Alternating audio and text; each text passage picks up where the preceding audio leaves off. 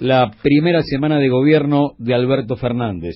Y hay tres temas que están dando vuelta y que seguramente van a estar como locomotora de los primeros 7 días. La lucha contra el hambre y el plan que están trabajando con Daniel Arroyo, robustecer de inmediato con un shock sueldos y jubilaciones en función de que ambas sean el círculo virtuoso de la economía y que haya mayor demanda comercial a través del consumo para que haya mayor demanda industrial y, por otro lado, industria nacional. Esto tiene que ver con el trabajo.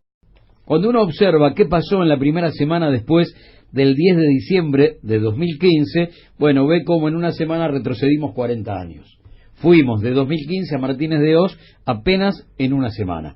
Lo primero fue desfinanciar al Estado, eliminación de retenciones, primero al agro y después a las mineras. El dólar estaba a 9,80. Solamente en ese momento la eliminación de las retenciones al agro le quitaba al Estado 30.000 millones de pesos por año.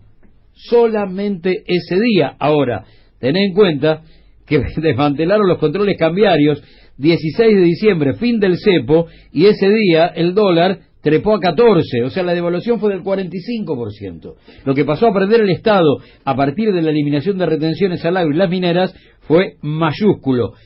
La devaluación hoy es del 500%. Imagínate el mal que le han hecho estos tipos a la economía argentina y cómo han dolarizado la economía cotidiana. Prat Gay dijo, quédense tranquilos, tengo, esto en la primera semana de gobierno, tengo 8 bancos que son un consorcio que ya nos prestó guita cuando hicimos el megacanje, cuando hicimos el blindaje, 8.000 millones de dólares.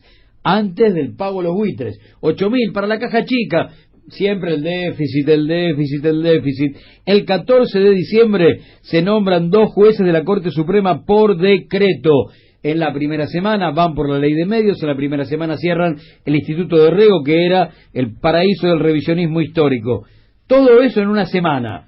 Resumen, de 7 días de locura, donde ya habían arrancado grasa militante, lista de despidos, etcétera, etcétera. Relaciona esto con la cantidad de votos que tuvieron, apenas ganaron por un punto y algo. Sí, pero ellos gobernaron como si hubieran ganado 80 a 20. Sí, claro. Eso hicieron. ¿Y de dónde beben ese poder? Del poder real. Sí. ¿Y cuál es el poder real?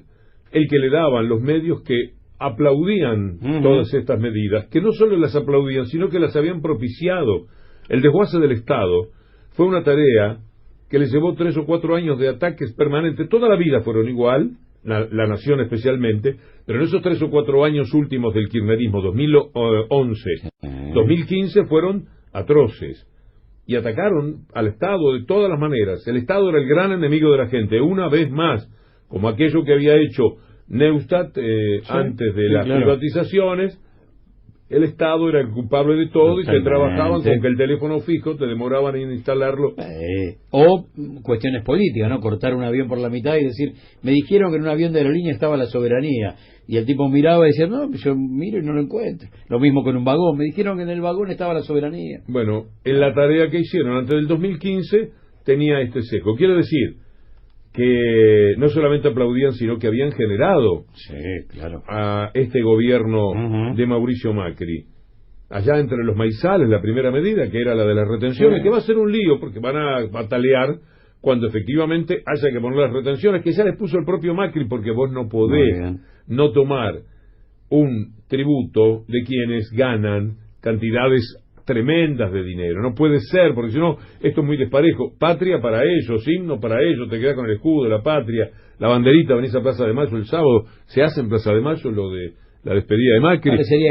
Venís con la banderita y cantás el himno, y resulta que el himno, el escudo, la banderita son tuyas, y vos sos el tipo que se queda con el robo que determina el hambre de todos los otros patriotas que no tienen ni banderita ni posibilidades de tener motivos para agitar la banderita. Son atroces, son tremendos. Eso hicieron en la primera semana. Alteraron la República. Cuando vos decís, mandaron 2 jueces a dedo por decreto, los tipos van contra la República. Nada menos. Se llevaron por delante de eso 2 jueces de la Corte Suprema por la ventana. Cuando si ponías un juez de paz en Calamuchita, se armaba un escándalo en caso de que no hubiera pasado por el Senado. Estoy exagerando, porque no es necesario eso. De la manera que quisieron controlar y persiguieron y hostigaron todo lo que se hacía antes y lo permisivos que fueron con todo esto. Y por supuesto que quitaban las retenciones y los subsidios se terminaban, es decir, a la gente había que quitarle los subsidios, y por lo tanto, para que además ganara el Mindlin, Caputo y compañía, vos tenías que aumentar a las empresas energéticas.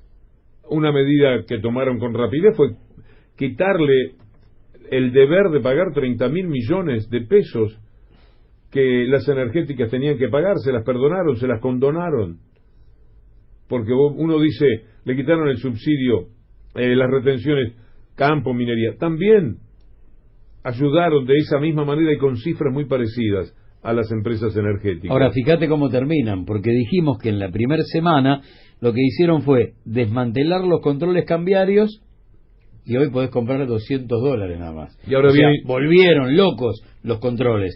Y el tema retenciones también volvieron. O sea, sobre el final, y en función de tanto desastre, hubo que parar un poco porque salía demasiada sangre. Ahora viene Metaforita Lacunza y te dice y el remo, que fue un error sacar el cepo. ¿Viste?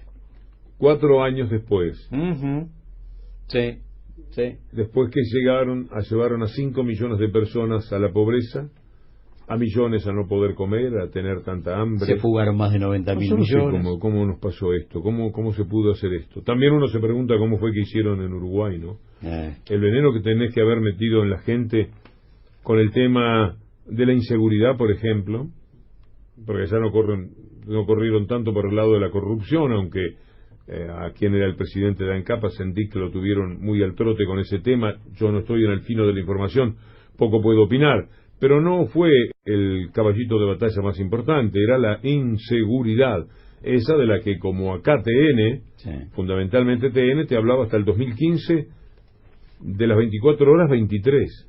Un crimen se cometía 170 veces, el mismo crimen. Cuando transcurrieron estos 4 años, para vos encontrar el crimen, ellos esperaban que lo diera C5N, que lo diera Crónica, que lo diera Conin, cuando no tenían más remedio, porque ya era una vergüenza no darlo, por ahí lo daban una sola vez, y se terminaba. Entonces, ellos trabajan ese tipo de percepciones que se dan en la gente. Son tremendos. Destruyeron bases de la República y de la democracia, porque en democracia vos tenés que gobernar también en una relación coherente con la cantidad de votos que te impulsaron. Bueno, sos el amo del país, el dueño del país. No es que a vos te dio el 100% el apoyo, no, el 51%. Tenés que gobernar respetando al otro 49% y al otro 49%, más algunos de ese 51% de sonsos. Le quitaste el subsidio, les aumentaste las tarifas, le quitaste el salario, le quitaste la pensión no contributiva. Alguno dirá, bueno, pero también la gente, ¿qué querés con la gente? Y yo sigo pensando que con tanto veneno como te tiran estos extorsionadores profesionales del periodismo, es muy difícil lidiar con la cultura base de la gente, de mucha gente, y con la información, sobre todo, más que el aspecto cultural, con la información muy pobre que tiene la mayoría de la gente. Y no es un dato menor que es el 51% en segunda vuelta. Cuando vos no tenés otra chance, tenés que ir a la primera vuelta para ver en realidad cuál era la base de sustentación de esas medidas. Y la base de sustentación era el 38%, no era el 51%. El 51% es empujar a la población ante una elección donde vos tenés que elegir entre uno u otro. Pero tu base de sustentación, lo mismo le va a pasar a la calle. La base de sustentación no es la segunda vuelta, es la primera vuelta, la real, la sólida. La otra es otra historia, es un sector de la población que tiene que votarte en función de por ahí lo menos malo entre los dos. Pero no es lo mismo. Pero de hecho en las redes lo que se está jugando estos días es somos el 41%. Claro. Como si eso fuera, por supuesto que es un valor, somos el 41%, pero nosotros fuimos el 49%. Entonces, la doble vara con la que la misma gente toma esta situación y cómo el gobierno gobernó sin importarle, si era así hubiera ganado por un voto, hubiera hecho lo mismo, lo sabemos.